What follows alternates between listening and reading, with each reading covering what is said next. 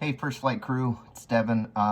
Just wanted to touch base with you. I'm going to make this video for our week 3 meeting, just because it looks like I'm probably going to be at a cell phone service on Monday.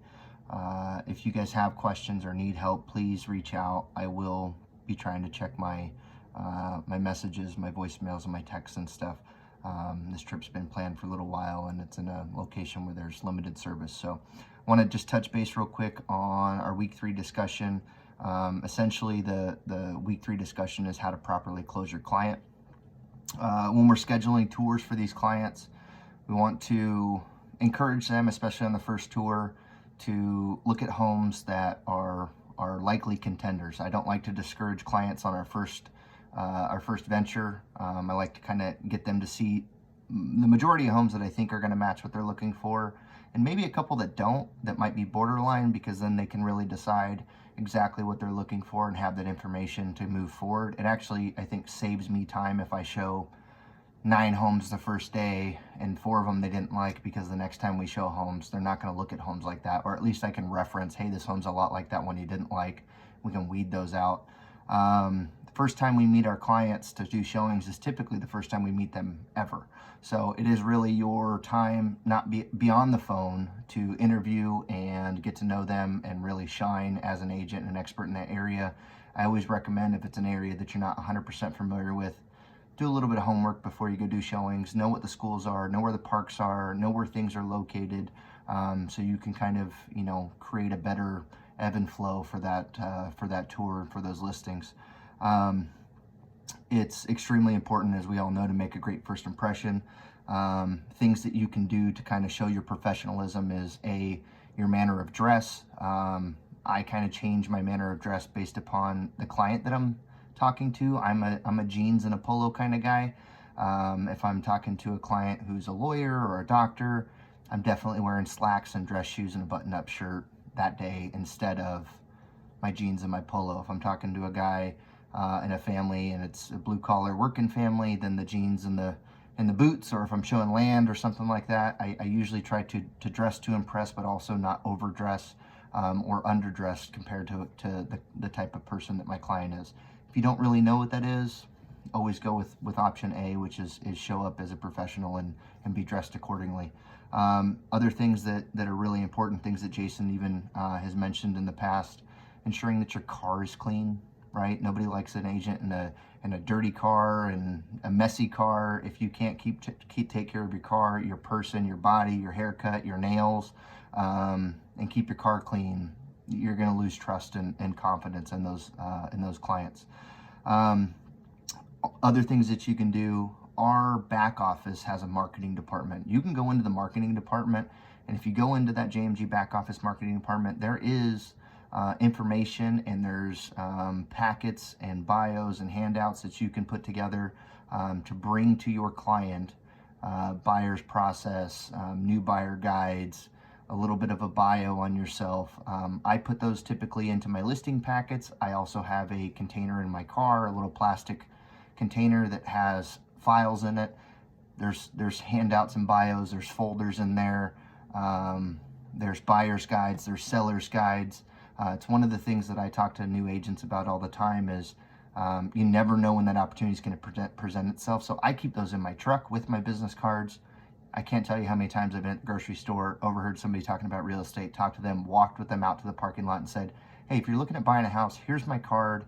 Let me put this little folder together for you. This is what I give to new buyers. There's some good information in there, and then one of my tricks on that is I ask them for their name. I look down at my phone and I say, what was your phone number? And I don't look up until they give me their phone number, which kind of puts them in a position to give it to you without just saying no.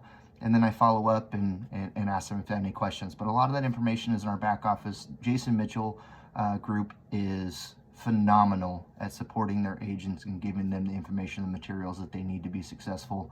Utilize them. There's too many agents out there that don't utilize these materials. They don't show up with those items. You want to blow your client's socks off and have no doubt that they made the right decision by going with you, not just because you were referred from one of our lending partners, but because you're the right agent for them. Being successful on your tour days kind of ties back into our last week's discussion of creating urgency. If we're out there showing, we want to make the best of our time. We want to show homes that are going to be possible contenders, and we want to kind of prep them that, hey, if we see some homes today and you think you like them, I'm going to do the research. I have the information. I'm going to go back. We're going to write this offer. So we want to try and get them to commit to writing and beginning negotiations. Throwing that first offer out there, to me, honestly, even if it's an offer that I think may not win, but it breaks the ice for them and gets them into being comfortable writing offers. And then if that offer were not to get accepted, ask for that feedback and then give that back to them and tell them, hey, I got this back from the listing agent. It helps prep them for writing better offers in the future. But we want to create that sense of urgency. We want to tell them how important it is to write good offers. That if we're going out and we're looking at homes, we're looking at ones that are going to be contenders. And if we find one, we got to jump on it. We got to get this offer out and just make the best of your time, the most of their time, and prep them for success by creating that urgency and prepping them to, we're going to go do this. I'm going to take you along for the ride. You can trust me, and I will explain what we're doing along the way. But if we're going to get a house in this market, we have to act immediately once we find the house that might work for us. So that's kind of the major thing with properly touring and closing clients. I will follow up this call next week with an in-person video call.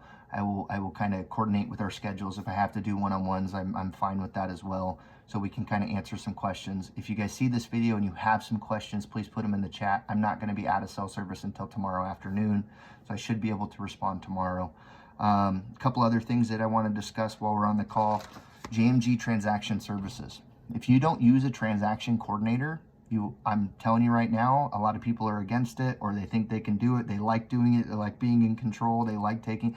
You're wasting your time and your effort on things that other people can do while you should be out making money. I've used the transaction coordinator for 2 years. When I came to Arizona, we didn't have JMG Transaction Services. I immediately questioned it because it is a game changer. It's almost the same thing as having an assistant. You may think you're not busy enough to have transaction services. I'm telling you, all the questions that you have is in regards to entering files into SkySlope and doing our JMG Transaction Services will do that for you.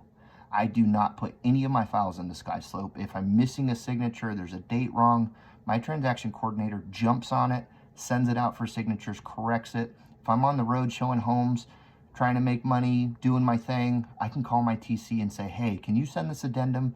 Addendum number 2 stated as this. She will write it off, send it to my client, get them to sign it, get it back to the agent, just like that. Opening escrow emails, answering questions. I have a dedicated person to help my business